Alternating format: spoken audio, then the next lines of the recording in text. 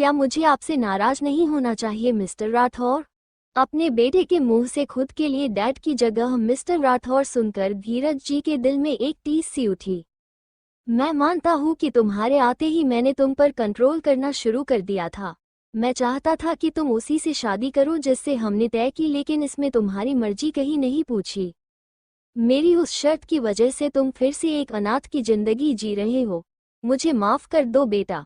बस मैं नहीं चाहता जो तुम्हारे बड़े हैं युवराज के साथ हुआ वो तुम्हारे साथ भी हो। आपको क्यों लगता है कि भाई ने गलत किया है? उन्होंने कुछ गलत नहीं किया, बस हालात गलत थे। उन्हें वो कदम उठाना पड़ा क्योंकि भाभी प्रेग्नेंट थी, इसलिए उन्हें उनके साथ जबरदस्ती करनी पड़ी। क्या आपके पास अब एक वारिश नहीं है? भले ही भाभी इस रिश्ते को नहीं मानती, लेकिन हमारे घर का बच्चा तो हमारे पास ही है ना। सबको अक्ष की बात सही लगती है क्योंकि शादी भी बच्चे की वजह से ही हुई थी।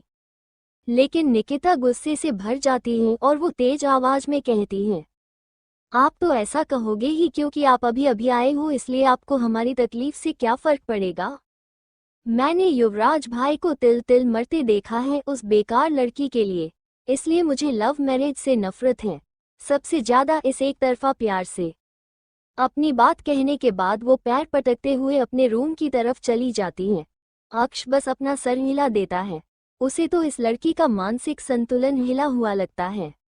ये नहीं समझ सकती कि प्यार कोई अपने मन से नहीं करता है, बस हो जाता है, और ऐसा होता है कि हमारा सुकून भी उससे जुड़ जाता है, फिर किसी भी हाल में हमें वही चाहिए होता है। बेटा तुम उसकी बातों का बुरा मत मानना, वो बहुत गुस्से वाली है और मुहफ़्फ़त भी, उसे अकल नहीं है कि किससे कैसे बात करते हैं। अक्ष की बड़ी माँ गायत्री ने कहा और वो भी निकिता के पीछे चली गई। दादा और दादी जो पूरे समय शांत बैठे थे, उन्होंने अक्ष को घूर कर देखा। तुम्हारे नाना का फोन आया था मेरे पास और वो बूढ़ा मुझे चिढ़ा रहा था कि उसने हमारी बहू को देख लिया है, और ये भी कह रहा था कि वो उसे अपना दादाजी भी मानती है। अक्ष ने जब अपने दादाजी की बात सुनी तो उसे अपना सर पीटने का मन करने लगा। नाना जी को भी अभी बातें मारना जरूरी था क्या? उसने गहरी सांस ली और बोला, मैंने उन्हें नहीं मिलाया, वो इत्तेफाक से उससे मिल गए और उन्हें पता चल गया कि वही वो लड़की है जिससे मुझे प्यार है। अच्छा बेटा, ऐसा इत्तेफाक हमारे साथ क्यों नहीं होता? दादी जी ने अपनी छड़ी पटकते हुए कहा। ठीक है, तो आप भी घूमना शुरू कर दीजिए, क्या पता वो आपको भी मिल जाए, अक्ष ने बात खत्म करने के लिए कहा। लेकिन दादी जी की आंखें चमक उठी और वो दादाजी से बोली, सुना तुमने? अब हमें भी कैफे, मॉल और रेस्टोरेंट में जाना चाहिए, क्या पता हम भी किसी दिन अपनी पोता बहू से टकरा जाए। उनकी बात सुनकर दादाजी अक्ष को घूरने लगे, जैसे कह रहे हो, ये क्या किया तुमने? अब क्या मैं आजकल के बच्चों की तरह तुम्हारी दादी के साथ बाहर घूमूं? अक्ष ने उन्हें इग्नोर कर दिया। तभी प्रभा जी भी टिफिन लेकर आ गई और देते हुए बोली, बच्चा ज्यादा समय मत लगाना, तुम्हारी ये माँ तुमसे और दूर नहीं रह पाएगी। ठीक है माँ, मैं जल्दी घर वापस आऊंगा, उसने उनके माथे को चूमकर कहा और वहां से चला गया। उसके जाते ही सब उदास हो गए। दोनों लड़के जो शांति से बैठे थे वो भी चुपचाप अक्ष के पीछे खिसक गए।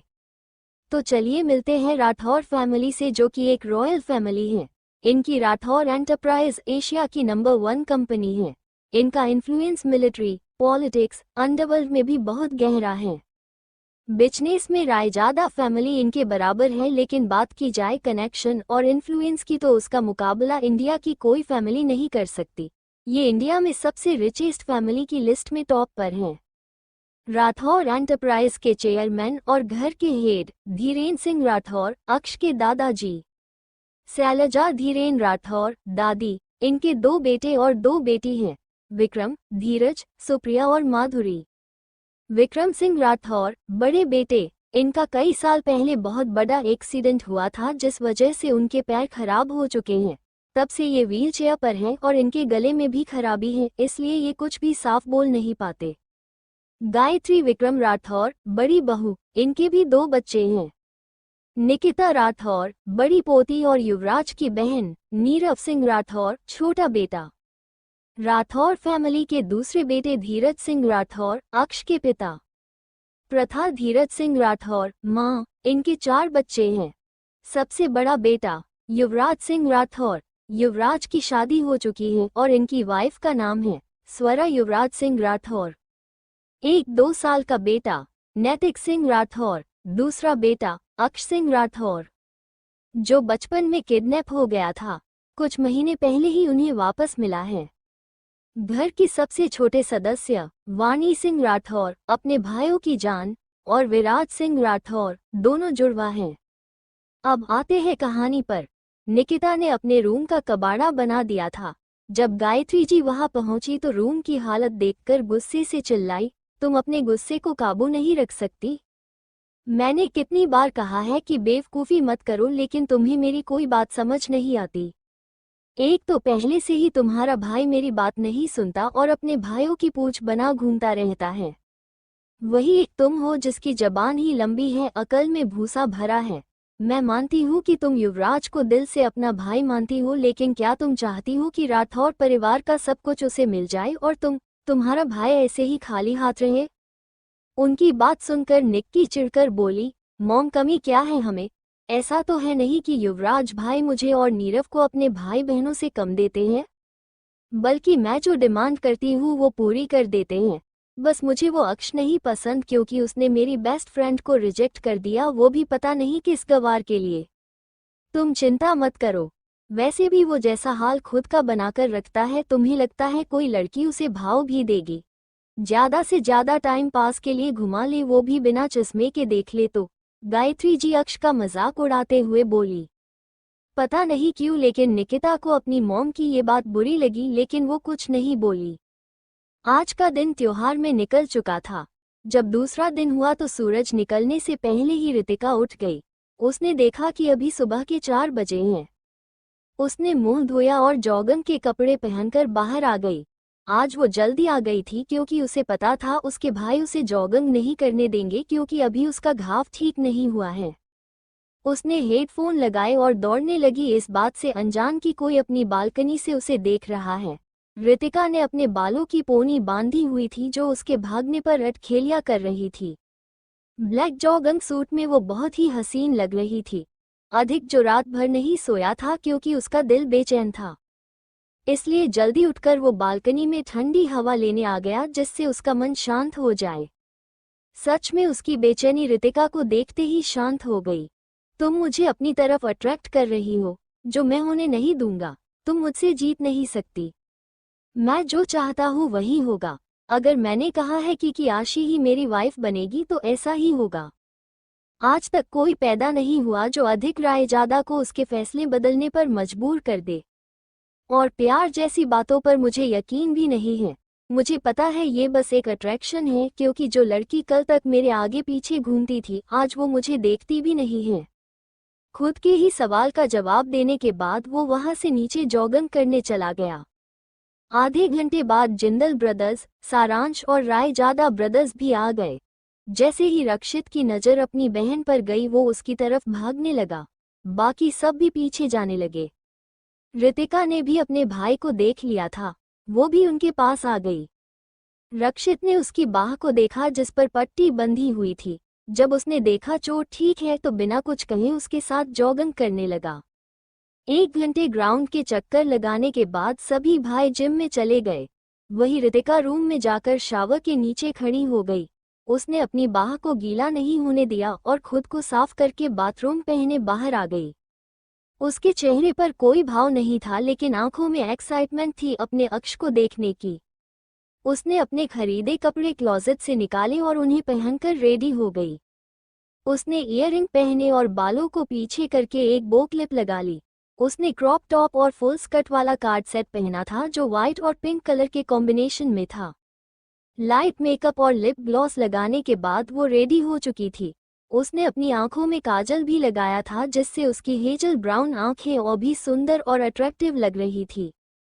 उसने अपने कॉलेज का बैग लिया और फोन लेकर रूम से निकल गई।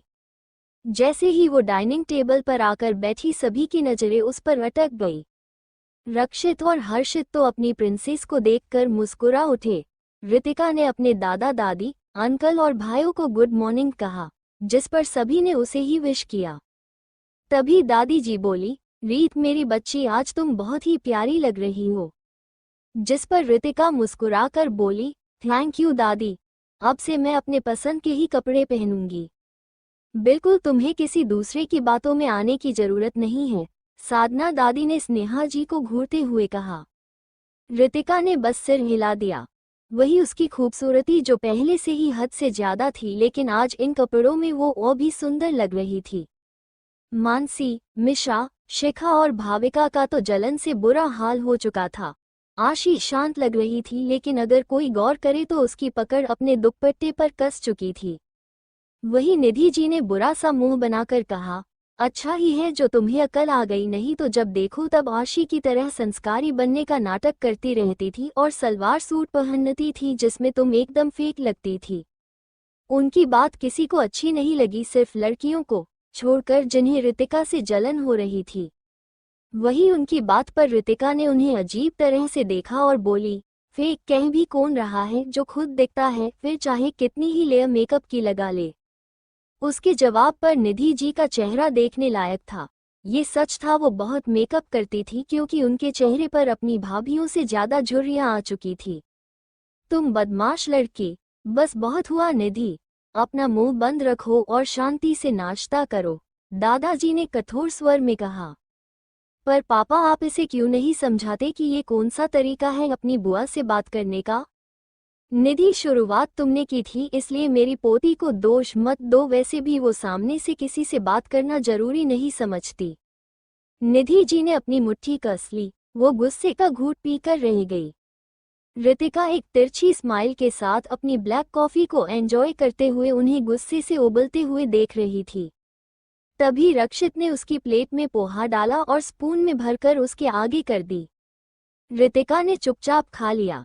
ऐसे ही उसने अपने भाई के हाथ से पूरा नाश्ता किया, जिसे देखकर जलने वाले जलकर कोयला हो गए। तभी सारांश बोला, रितिका चलो, अब से हम तीनों साथ ही कॉलेज जाएंगे। रितिका उठी और लिविंग रूम से अपना बैग लेने को हुई, लेकिन उससे पहले ही हर्षित ने ले लिया और उसका हाथ पकड़कर बोला, जब तुम्हारे दो भाई हैं तो तुम्हें अपने नन्हे हाथों को तकलीफ क्यों देनी है? रितिका तो नन्हे हाथ सुनकर ही स्पीचलेस हो गई। उसने अपने हाथों को देखा, फिर अपना सिर झटककर उनके साथ बाहर जाने लगी। प्रिंसेस, आप अभी कार नहीं चला सकती, जब आप ठीक हो जाएगी तब मैं आपको नहीं रोकूंगा, रक्षित ने उसका माथा चूमते हुए कहा। रितिका ने अच्छे बच्चे की तरह सिर हिला दिया। बेचारी अंडरवर्ल्ड क्वीन होकर यहाँ दूसरी दुनिया में सब उसे बच्चा ही समझ रहे हैं। बाकी बच्चे भी बाहर आ गए थे। हर्ष और अभिनव आशी को छोड़ने जाते थे। अभिनव अपनी कार निकालने चला गया। तभी सबकी नज़र वहां चली गई जहां से एक ब्रांड न्यू रोल्स रॉयस चली आ रही थी। वो सबसे महंगा मॉडल था जिसे कस्टमाइज कराया गया था। आशी, मानसी, मिशा, शिखा और भाविका का तो मुंह खुला का खुला रह गया, इतना कि एक लड्डू उनके मुंह में बन जाए। उन्हें होश तब आया जब उनकी नज़र कार की बैक सीट पर किसी महारानी की तरह बैठी रितिका पर गई, जिसका ध्यान अपने फोन में था। अब सबको याद आया, ये तो वही गिफ्ट है जिसे उनके रक्षित भाई ने रितिका को कल राखी पर दिया था। ये याद आते ही सभी लड़कियां जलन और गुस्से की वजह से अंदर ही अंदर घूट रही थी। तभी अभिनव अपनी कार ले आया और उसके पीछे एक और कार आई जिसे ड्राइवर चला रहा था।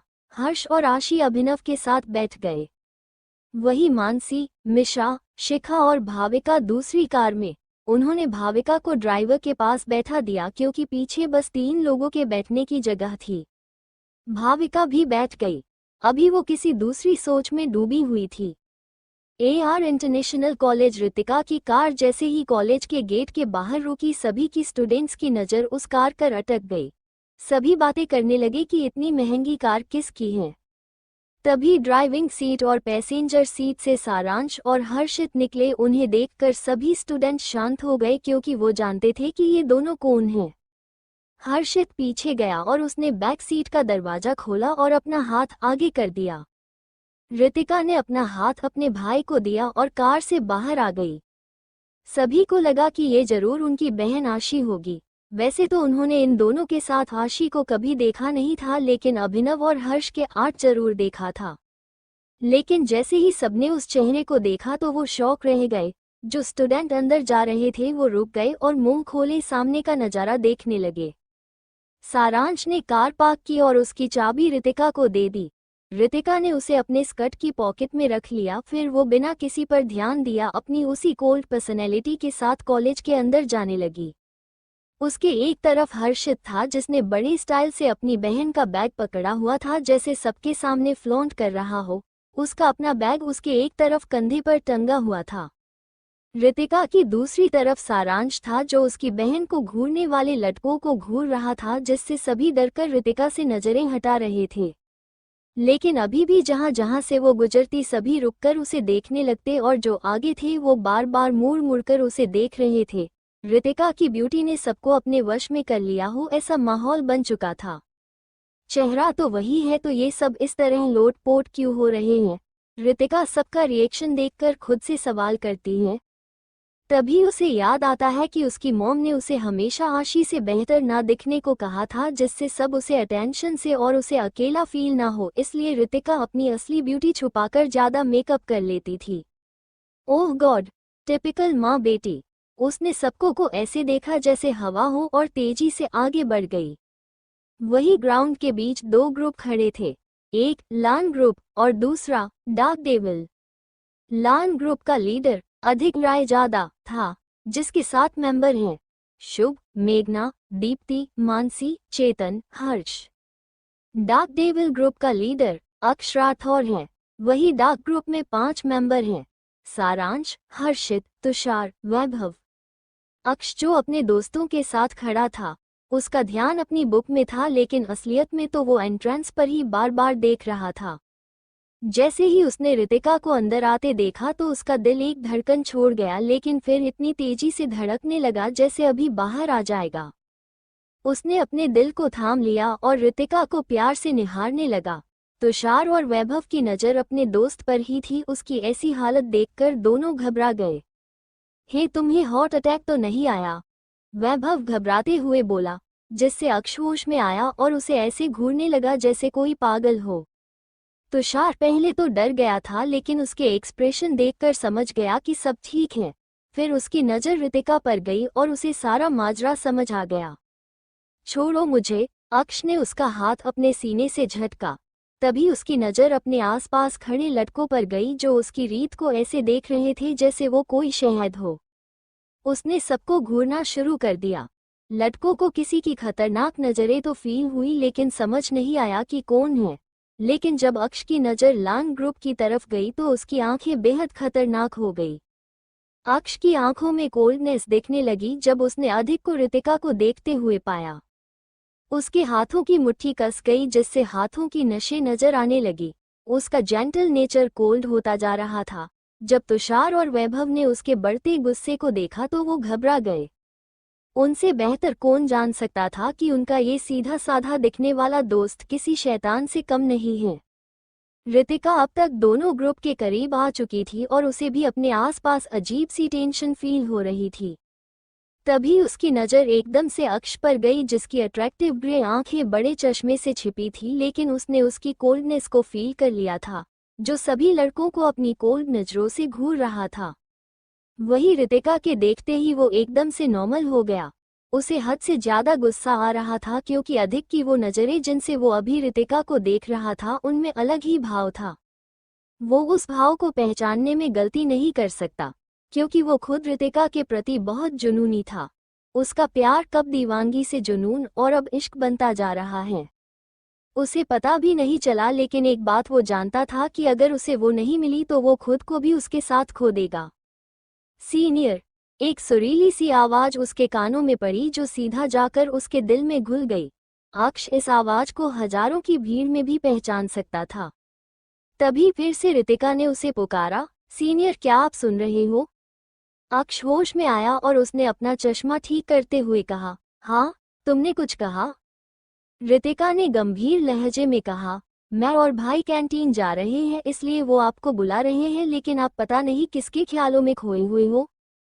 आखिरी शब्द उसने हल्की शरारती लहजे में कहा और बिना जवाब सुने सारांश और हर्षित के साथ जाने लगी। वही हर्षित और सारांश मंद मंद मुस्कुराने लगे। अक्ष जल्दी से होश में आया और रितिका के पीछे चलने लगा। उसे बिना कुछ कहे जाते देख तुषार और वैभव ने एक दूसरे को देखा और कंधे उचका दिया। वो दोनों भी उसके पीछे चले गए। वही लान ग्रुप के मेंबर ऋतिका के बिना अधिक को देखे ऐसे ही चले जाने पर शौक रह गए। उनके लिए तो ऐसा था जैसे आज सूरज उल्टी दिशा से निकला हो। वहां मानसी और हर्ष के अलावा सभी मेंबर मौजूद थे। मेघना हैरानी से दीप्ति से बोली, आज ये ऋतिका कौन सा मेकअप लगाकर आई है जो इतनी सुंदर लग रही है? इसे देखकर तो लग ही नहीं रहा था कि इसके फेस पर कभी दाग भी हुए होंगे, इसलिए ये पहले इतना डार्क मेकअप करती थी। ध्रुव और विवान जो अभी अपने भाई के साथ ही खड़े थे वो हैरानी से मेघना को देखने लगते हैं। विवान तो कुछ नहीं बोलता लेकिन ध्रुव मुंह बनाकर कहता है, तुमसे किसने कह दिया कि ऋतिका के फेस पर दाग है इसलिए वो मेकअप करती थी? उसके सवाल पर मेघना ने कहा, हमें तो मानसी और मिशा ने बताया था, और वैसे भी कोई इतनी लेयर मेकअप की क्यों लगाता है? ऑफ कोर्स अपनी स्किन प्रॉब्लम छुपाने के लिए। जिस पर ध्रुव कड़क आवाज में बोला, वो दोनों झूठी हैं। ऋतिका सिर्फ इसलिए मेकअप करती थी क्योंकि उसकी मॉम चाहती थी कि उनकी दूसरी बेटी आशी को सारी लाइमलाइट मिले। क्या? मेघना और दीप्ति दोनों ही ये बात सुनकर शॉक रह जाते हैं। वही अब अधिक वहां और नहीं रुकना चाहता था, इसलिए वो कैंटीन की तरफ चला गया। उसे जाते देख बाकी सब भी उसके पीछे जाने लगे। आज उनके नए सेमेस्टर का पहला दिन था, इसलिए सभी जल्दी आ गए थे। अभी क्लासेज शुरू होने में आधा घंटा बाकी था, इसलिए सब स्टूडेंट कैंटीन में ही जा रहे थे। वही कैंटीन में ऋतिका की एक तरफ हर्षित बैठा हुआ था और दूसरी साइड अक्ष।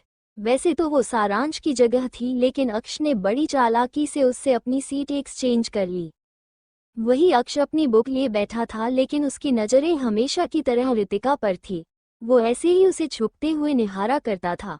आज पहली बार वो उसे इतने करीब से निहार सकता था। ऋतिका को उसकी नज़रें महसूस हो रही थी। जब वो उसे देखती तो अक्ष अपनी नज़रों को हटाकर बुक में देखने लगता। उसकी इस हरकत पर उसे बहुत हंसी आ रही थी।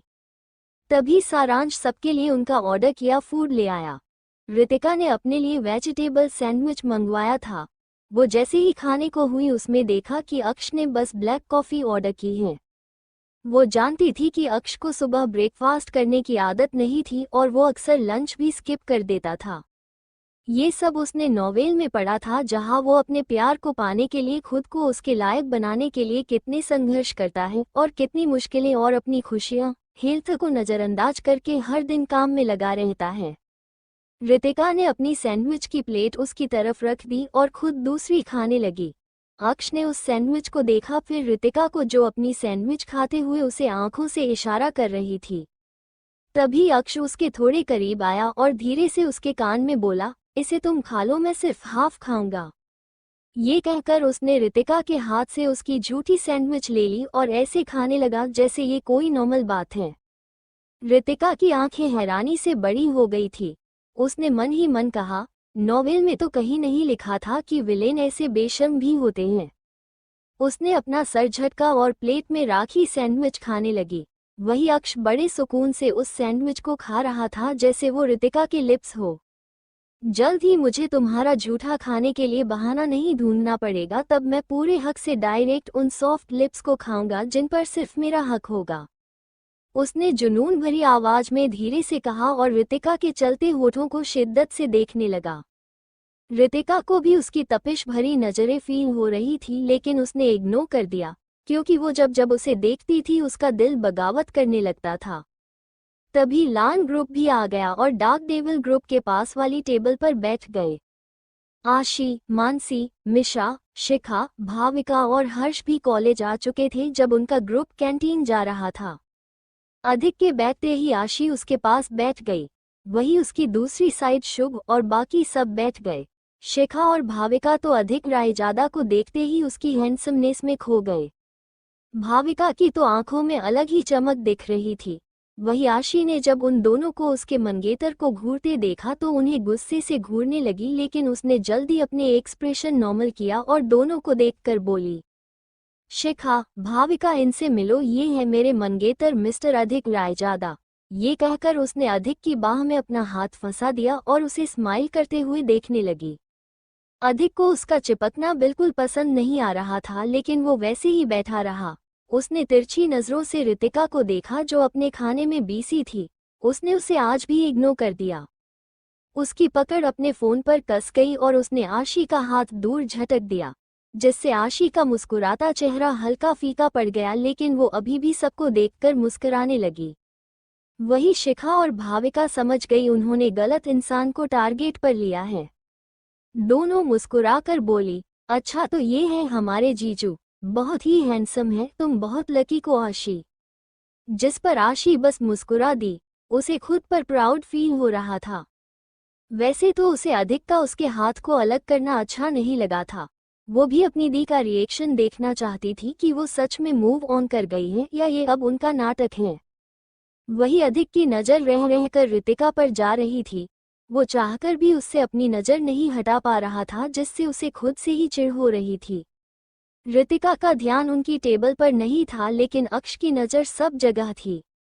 जब उसने अधिक को फिर उसकी जान को घूरते देखा तो उसे गुस्सा आने लगा। तभी रितिका ने उसका हाथ पकड़ लिया। उसकी सांसें थम गई और उसकी नज़र अपने हाथ पर टिक गई, जिस पर रितिका का गोरा हाथ था। सीनियर, आप ठीक तो हैं? अक्ष ने उसकी हेजल ब्राउन आंखों में देखा और खोए हुए बोला, मैं ठीक हूँ, बस मुझे जलन हो रही है। जलन? रितिका कंफ्यूज हो गई। कुछ नहीं, अक्ष ने एकदम से कहा और अपना गला साफ किया, जैसे अपनी झिझक छुपा रहा हो। इसी के साथ अनजाने में ही अक्ष की पकड़ रितिका के हाथ पर कस गई और उसने टेबल के नीचे से उसके हाथ में अपनी उंगलियां फंसा दी। रितिका हैरान रह गई। उसके दिल की धड़कनें बढ़ने लगी और कान लाल हो गए। वही अक्ष को जब एहसास हुआ तब तक देर हो चुकी थी। उसने अपनी आंखें बंद कर ली और अपनी नजरें रितिका के चेहरे पर टिका दी, जिससे वो समझ पाए कि कहीं वो गुस्सा तो नहीं है। लेकिन रितिका के एक्सप्रेशन, लाल कान और तेज होती धड़कनें जब अक्ष ने सुनी तो उसके लब अपने आप तिरछे हो गए। वही अधिक अपनी पैनी नजरों से उन दोनों को देख रहा था। उसे रितिका का किसी और के करीब जाना अच्छा नहीं लग रहा था। उसकी पकड़ अपने कप पर कस गई। क्रैश! अगले ही पल उसके हाथ में पकड़ा कॉफी का कप टूट गया और उसका टुकड़ा अधिक की हथेली में चुभ गया, जहां से खून रिसने लगा। आवाज सुनकर सबकी नजर उन्हीं की टेबल पर चली गई थी। डार्क डेविल ग्रुप ने भी उस तरफ देखा।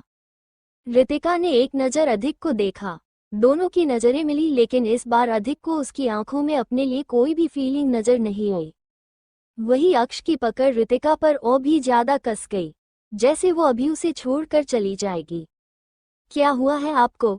रितिका ने प्यार से पूछा, क्योंकि अक्ष की आंखें लाल होने लगी थी और गले की नसें भी उभर आई थी। वो जानती थी कि अक्ष उसे लेकर डरने लगा है। अब वो उसे किसी भी हाल में नहीं खोना चाहता, क्योंकि उसे अब एक उम्मीद नजर आ रही है कि वो उसकी हो सकती है। इस उम्मीद को बनाए रखने के लिए ही तो रितिका उसे सामने से अप्रोच कर रही थी, वरना पहले वो उसको लेकर इतना पजेसिव कभी नहीं हुआ था। बस दूर से ही देखा करता था, कभी सामने भी नहीं आया था। पुरानी वाली रितिका को तो एहसास भी नहीं था कि कोई अक्ष नाम का लड़का भी है जो उसे चाहता है। रितिका की आंखें गहरी हो गई। उसने खुद से कहा, अब ये मेरा अक्ष है, उस रितिका का नहीं, सिर्फ मेरा। और ये पजेसिव नेचर भी मेरे लिए ही है। ये सोचकर वो मंद मंद मुस्कुराई। वही रितिका के सवाल पर अक्ष सोच में डूबा था कि वो क्या बोले। क्या वो उसे बता दे कि उसे बचाने वाला वही था और वो बर्दाश्त नहीं कर सकता जब वो किसी और को देखे। अधिक भी उन दोनों को देख रहा था जो एक दूसरे में खोए हुए थे। आशी उसका हाथ पकड़े अपने स्कार्फ से खून साफ कर रही थी। अधिक ने उसका हाथ झटका और गुस्से से उठ गया। आशी डर गई और उसके मुंह से हल्की सी चीख निकल गई। वही अधिक को जैसे उसकी कोई फिक्र नहीं थी, वो बिना किसी को देखे सीधा रितिका की तरफ बढ़ गया। उधर जैसे ही अक्ष कुछ कहने को हुआ, तभी किसी ने रितिका को खींच लिया, जिससे वो उसकी बाहों में आ गई। ये क्या हरकत है अधिक? हर्षित और सारांश चिल्लाए। उन्हें उम्मीद नहीं थी कि वो अचानक से ऐसा कुछ करेगा। वही अक्ष का एक हाथ अभी भी रितिका के हाथ से मजबूती से जुड़ा था। दोनों में से किसी ने एक दूसरे को नहीं छोड़ा था। अक्ष गुस्से में आ गया जब उसने अपनी जान को किसी और के इतने करीब देखा, लेकिन वो खुश था कि रितिका ने उसके खींचने पर भी उन दोनों के बीच दूरी बनाए रखी थी। इससे साफ था कि रितिका के लिए वो अब कुछ नहीं है। अधिक गुस्से से और जलन से जल रहा था। उसे रितिका का खुद को धक्का देना पसंद नहीं आ रहा था। रितिका बहुत गुस्से में थी, उसे अधिक का हाथ लगाना पसंद नहीं आ रहा था। जब अक्ष ने उसका हाथ पकड़ा था तो उसे अजीब सा सुकून भरा और प्यारा भरा एहसास हुआ था, लेकिन अधिक की छुअन उससे बर्दाश्त नहीं हो रही थी। लीव माई हैंड, उसने अपनी ठंडी आवाज में कहा। अभी वो घायल थी, वरना कप्का अपने जोर को इस्तेमाल करके उसकी पकड़ से अपने हाथ को छुड़ा लेती। मुझे तुमसे बात करनी है हमारे बारे में, अभी चलो मेरे साथ, अधिक ने ओडेई टोन में कहा। मिस्टर रायजादा, अब मैं और आप अलग हैं, इसलिए हमारा कुछ नहीं हो सकता। मैं आपसे पहले ही क्लियर कर चुकी हूँ कि मुझे गलतफहमी हो गई थी कि आपने मुझे बचाया था, जो अब क्लियर हो चुकी है। मैं जिसे पसंद करती हूँ वो वही है जिसने मेरी जान बचाने के लिए खुद की जान की भी परवाह नहीं की। एक लड़की को अपने पार्टनर में इससे ज्यादा क्या चाहिए कि वो उसके बिना जीने के बारे में सोच भी ना सके। उसकी बात सुनकर अधिक का चेहरा बदसूरत हो गया। उसने गुस्से से रितिका को देखा, तभी उसकी नज़र उसके दूसरे हाथ पर गई जो अभी भी अक्ष के हाथ में है। तो ये है तुम्हारी लॉयल्टी? उसने उनके जुड़े हाथ को देखकर सवाल किया। हाँ हाँ हाँ, अभी तुम कह रही थी कि तुम उसे पसंद करती हो और उसके साथ आगे बढ़ना चाहती हो जिसने तुम्हें बचाया था, लेकिन अब मैं क्या देख रहा हूँ? तुमने तो ऑलरेडी एक लड़के को फंसा लिया। शट अप, अक्ष चीखा और रितिका के सामने आकर खड़ा हो गया। उसने अधिक की पकड़ को भी ढीला कर दिया, जिससे रितिका का वो हाथ फ्री हो गया। मैं रितिका से कह रहा हूँ तो तुम्हें क्यों बुरा लग रहा है? एक मिनट, फंसाया तो तुमने होगा ना, आखिर रितिका जिंदल है वो। जब रितिका ने देखा कि वो उसके प्यार की इंसल्ट कर रहा है तो उसने चिल्लाते हुए कहा, तुम्हें जानना है ना कि मैं अक्ष के साथ क्या कर रही हूँ? तो सुनो, वही वो लड़का है जिसने मेरी जान बचाई थी, पहले भी और दूसरी बार भी, इसलिए मैं उसके साथ हूँ। रितिका का जवाब सबके ऊपर पहाड़ पटकने जैसा था। अधिक की बेचैनी और भी बढ़ गई जब उसने ये सुना। सब हैरान खड़े बड़ी बड़ी आंखों से अक्ष और रितिका को देख रहे थे। वही अक्ष भी हैरान था, लेकिन उससे ज्यादा उसे खुशी हो रही थी। इसका मतलब रितिका उसे पहचान गई थी। सारांश और हर्षित हैरानी से अक्ष को देखते हैं, फिर रितिका को। प्रिंसेस, क्या ये सच है? रितिका को अब समझ आता है कि उसने गुस्से में क्या कर दिया है। अब वो ये तो नहीं कह सकती थी कि उसने नॉवेल में पढ़ा था कि रितिका को डूबने से बचाने वाला अक्ष ही था। हाँ भाई, ये सच है। मुझे शक तो तभी हो गया था जब उस दिन मॉल में अक्ष ने मुझे बचाया था। उनसे वही खुशबू आ रही थी जो उस शख्स से आ रही थी जिसने मुझे बचाया था। मैं बेहोश जरूर हो गई थी, लेकिन मेरी सेंसेस अच्छे से काम कर रही थी, इसलिए इतने समय बाद भी मैं उस फ्रेगनेंस को भूल नहीं पाई। अक्ष का टच और स्मेल बहुत सिमिलर थी, इसलिए उस दिन की यादें मेरे माइंड में जो धुंधली थी वो क्लियर होने लगी। उसकी बात सुनकर अब अधिक को भी याद आता है जब रितिका उसकी खुशबू और परफ्यूम के बारे में पूछती थी। उसे याद था वो उसे स्मेल करने की कोशिश करती थी, जिससे उसे उससे और भी चिढ़ होने लगी थी।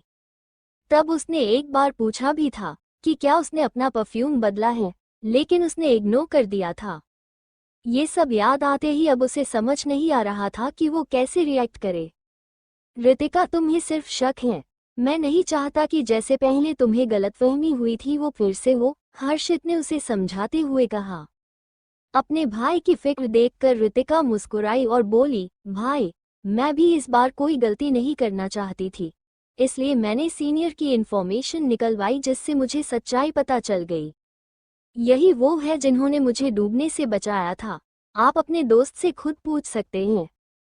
अब सारांश और हर्षित की नज़र अक्ष पर चली गई जो बिना पलके झपकाए उनकी बहन को निहार रहा था। रितिका ने भी अक्ष को देखा। एक पल के लिए तो वो भी उसकी प्यार भरी ग्रे आंखों में खोने लगी, लेकिन उसने खुद को संभाला और बोली, अक्ष। रितिका के मुंह से अपना नाम सुनकर वो होश में आया और एकदम से बोला, हाँ। वहां नहीं, यहाँ देखो। सारांश ने उसे घुमाया तो अब उसकी पीठ रितिका की तरफ थी और चेहरा दोनों भाइयों की तरफ जो उसे घूर रहे थे। उन दोनों को देखकर उसके सॉफ्ट एक्सप्रेशन गायब हो गए। उसने बिना किसी भाव के कहा, रीत ने जो कहा है वो सच है। उस दिन मैं भी ट्रिप पर गया था और मैंने ही उसे बचाया था। मेरे साथ तुषार और वैभव भी थे जो मुझे हॉस्पिटल लेकर गए थे, लेकिन वो रीत को लेकर जाते उससे पहले ही अधिक वहां आ गया था। वही कैंटीन में मौजूद स्टूडेंट्स दूर से ही तमाशा देख रहे थे। उन्हें ज्यादा कुछ सुनाई नहीं दे रहा था सिवाय इसके कि इस बार ऋतिका अधिक को इग्नोर कर रही है और अधिक उससे बात करना चाहता है। उन्हें साफ नजर आ रहा था कि दोनों ग्रुप में कभी भी लड़ाई हो सकती है। क्या अब दोनों ग्रुप ऋतिका के लिए लड़ेंगे? उनमें से एक स्टूडेंट ने पूछा, जिसके जवाब में उसका दोस्त बोला, लग तो ऐसा ही रहा है, क्योंकि अधिक ने अपनी एंगेजमेंट ऋतिका से तोड़ दी है, इसलिए अब उनके बीच कोई रिश्ता नहीं है। लेकिन एकदम से ऋतिका का उनके राइवल ग्रुप के लीडर के साथ बैठना और उसके साथ इतना इन्वॉल्व होना शायद अधिक को पसंद नहीं आया है, या फिर उसे रिग्रेट हो रहा है। आखिर आज ऋतिका लग ही इतनी सुंदर रही है। एक दूसरे लड़के ने उनकी कन्वर्सेशन के बीच में आकर बोला, क्या तुम पागल हो? वो अधिक रायजादा है जो अपने डिसीजन पर कभी रिग्रेट नहीं करता। वो इंडिया के टॉप बिजनेसमैन में से एक है, जिस पर हाथ रख देगा वो उसकी हो जाएगी। तो तुम्हें ऋतिका कोई चीज लगती है? भूलो मत, वो भी रक्षित जिंदल की बहन है जो अधिक रायजादा से कम नहीं है, उसी लड़के ने बहस करते हुए कहा।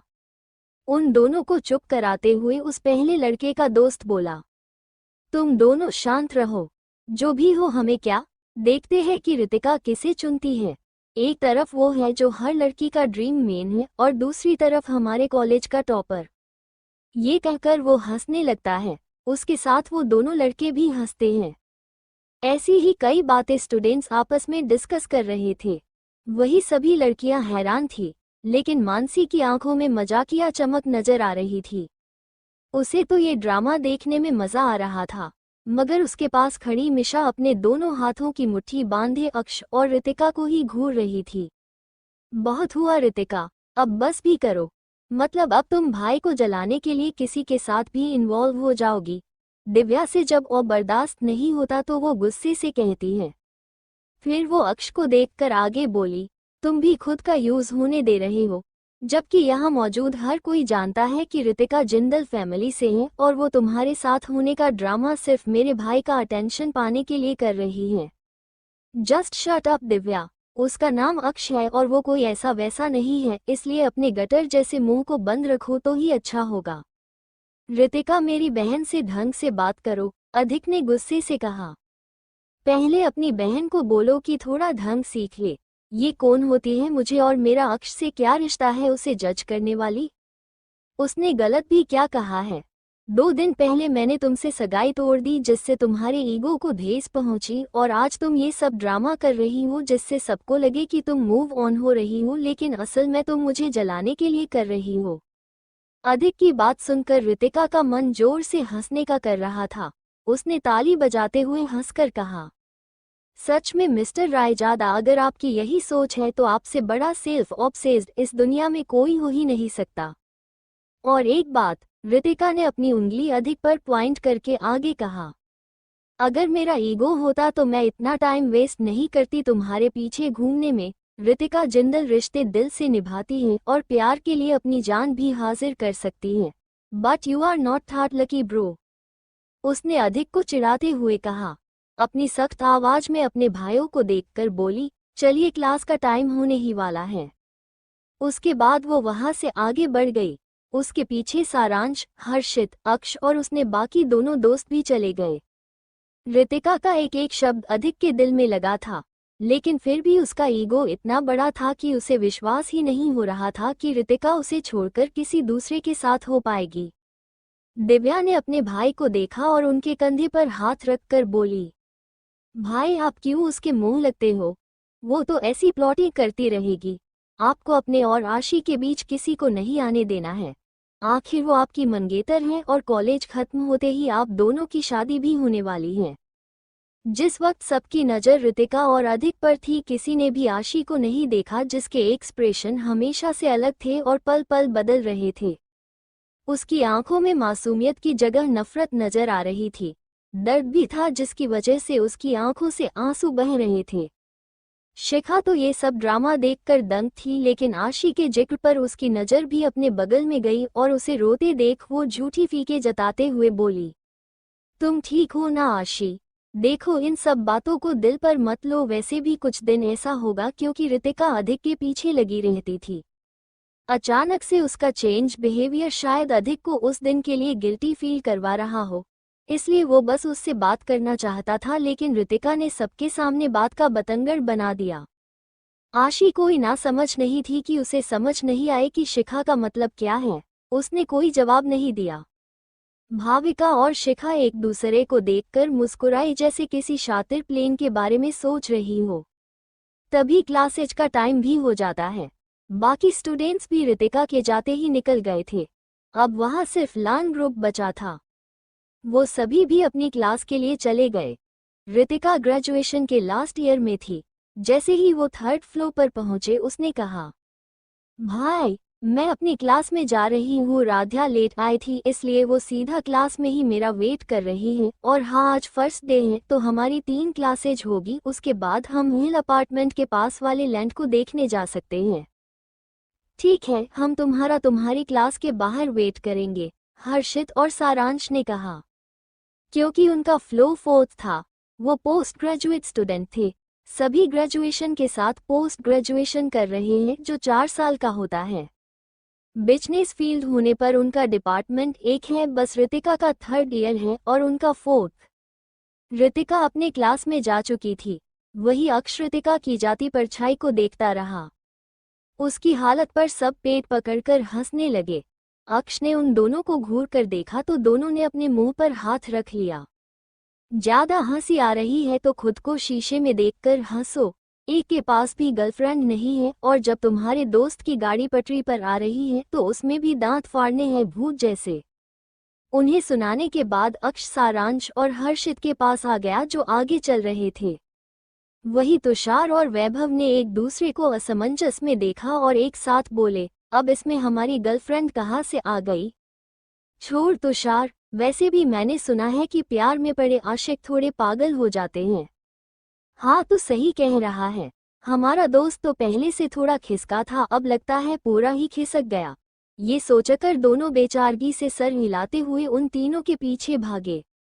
वही रितिका ने जैसे ही क्लास में एंटर किया तो जो भी स्टूडेंट बात कर रहे थे सब चुप हो गए। रितिका ने किसी पर ध्यान नहीं दिया। उसने पूरी क्लास में नजर घुमाई, तब जाकर उसे राध्या दिखी, जो उसे देखकर अपना हाथ हिला रही थी।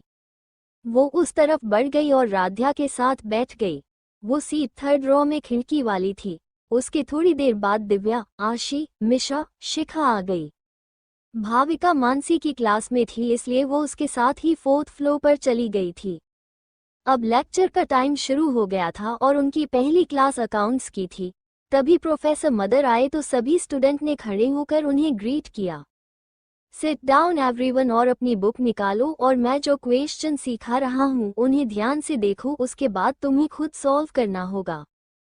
इसी के साथ वो एक चैप्टर नेम बताकर उन्हें क्वेश्चन समझाने लगते हैं। रितिका के लिए सब कुछ बहुत ही आसान था, फिर भी वो ध्यान दे रही थी क्योंकि उसकी आदत थी कि रिवीजन भी वो पूरे डेडिकेशन से करती है। वही आज आशी का मन कहीं नहीं लग रहा था। उसकी नज़र बार बार रितिका पर जा रही थी। उसकी ये हरकत प्रोफेसर अविनाश देख लेते हैं और अपनी सख्त आवाज में कहते हैं, आशी जिंदल, तुम्हारा ध्यान कहाँ है और बार बार पीछे किसे देख रही हो? प्रोफेसर के मुंह से अपना नाम सुनकर वो डरकर खड़ी हो जाती हैं और अपना चेहरा झुकाकर मासूमियत से कहती हैं, सॉरी सर, आगे से ध्यान रखूंगी। उसकी गलती मान लेने पर प्रोफेसर शांत हो जाते हैं, फिर भी वो उसे ऐसे ही जाने नहीं देने वाले थे। ठीक है, आगे से ऐसा नहीं होना चाहिए। अभी यहाँ आओ और बोर्ड पर क्वेश्चन सॉल्व करो, जो मैंने अभी सबको प्रैक्टिस के लिए दिए हैं। क्वेश्चन सॉल्व करने का नाम सुनकर ही आशी की हालत पतली हो गई, क्योंकि आज से पहले ऐसी सिचुएशन में रितिका उसकी मदद कर देती थी, चाहे सिर्फ ये उसकी मॉम की वजह से ही। लेकिन अभी वो शिखा के साथ बैठी थी, जिससे खुद भी एक भी क्वेश्चन सॉल्व नहीं किया था, और आशी उसने भी कोशिश नहीं की थी। खड़ी क्या हो, आओ और इसे सॉल्व करो। आशी ने अपना सर हिलाया और हिम्मत करके बोर्ड के पास चली गई। उसने मार्कर उठाया और थोड़ी हिचकिचाहट के बाद सॉल्व करने की कोशिश करने लगी। वही राध्या उसकी हालत पर हंस रही थी। वो धीरे से रितिका से बोली, अब आएगा मजा। ये खुद को बहुत होशियार समझती है, जबकि हर बार तुम्हारे पढ़ाने पर ही ये अच्छा स्कोर करती थी। जिसकी वजह से तुम अपना रिवीजन भी नहीं कर पाती थी, फिर भी तुम टॉप 5 के अंदर स्कोर कर ही लेती हो। रितिका को याद आता है कि उसे सिर्फ ब्यूटी प्रायोरिटी में ही नहीं बल्कि टैलेंट में भी दबाने की कोशिश की गई थी। क्या सच में वो रितिका की माँ है? लेकिन नॉवेल में साफ था कि वही उसकी रियल मदर है और उनके बिहेवियर का रीजन कोई दूसरा है। वही आशी ने जैसे तैसे एक आंसर निकाल दिया था। सभी बच्चे बोर्ड पर देख रहे थे और आपस में कुछ बातें कर रहे थे। उधर जब प्रोफेसर अविनाश ने सॉल्यूशन देखा तो उनका सर ही चकरा गया। उन्होंने आशी को अजीब ढंग से देखा और बोले, क्या तुम ठीक हो? क्या आज के दिन अपना दिमाग घर पर छोड़ आई हो? ये सुनकर सभी बच्चे आशी पर हंसने लगते हैं, लेकिन जब प्रोफेशनल गुस्से से उन्हें देखते हैं तो शांत हो जाते हैं। सबसे तेज तो राध्या हंस रही थी। आशी की आंखों में आंसू आ गए थे। अपनी बेइज्जती होता देखा वो रोते हुए मासूमियत से बोली, सर मेरी तबीयत ठीक नहीं है इसलिए मैं ज़्यादा सोच नहीं पा रही हूँ, प्लीज़ आप मुझे माफ़ कर दीजिए, लेकिन मैं अपने घर जाना चाहती हूँ। उसकी बात सुनकर प्रोफेसर ने कुछ नहीं कहा और जाने का इशारा कर दिया। आशी भी अब और यहाँ रुकना नहीं चाहती थी। उसने अपना बैग लिया और रोते रोते हुए क्लास से चली गई। वही उसे जाता देख राध्या का मुंह बन गया और वो बोली, क्या सिली बहाना था? रितिका ने कुछ नहीं कहा। उसने आशी को जाते देख डेविल स्माइल की और बोली, ये तो बस शुरुआत है, आगे आगे देखो होता है क्या।